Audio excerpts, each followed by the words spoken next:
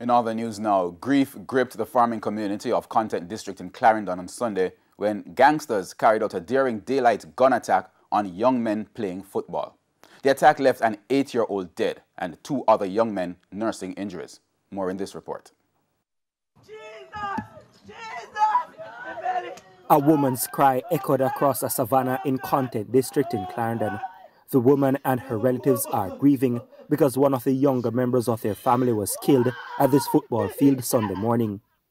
8-year-old Xavier Phillips was shot while he watched a game of football. Reports are that a car drove up to the play field. 3 men exited with guns and shot at the group of young men. The gunmen then made their escape. 8-year-old Xavier was shot in the upper body and died on the spot. I clean up the church me here. It found the gunshot. Me say, no sir, I wonder if Bojo wake. So me go next door and me borrow one phone and me a call. Me can't get no one to respond to me. Me come out and me start walk. I come me reach in the street. Somebody say, then say, are you grandson? Me say, no. I can't me grandson because me left him in a bed asleep. Xavier was in the community visiting relatives. He was a curious little boy. It is that curiosity that brought him to the football field Sunday morning to watch the bigger boys play. Sometimes he say, Bojo, you question me too much. You ask me no more question.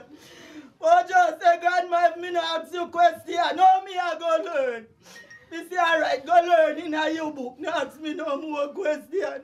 And now me come out and see none but because see Bojo lie down. Jesus Christ.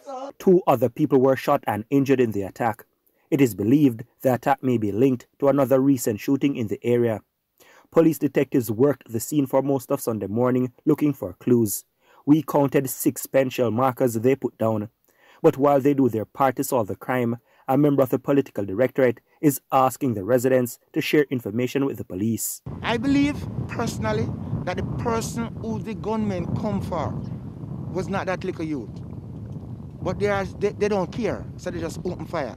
I believe that the person who the gunman come for knows himself and must bring the information to the police so that the police can track these killers down. It is brutal, it is disgraceful, and we can't continue like this. So I'm imploring the young man, and I take it that it must be a young man, that the gunmen come for. They must speak out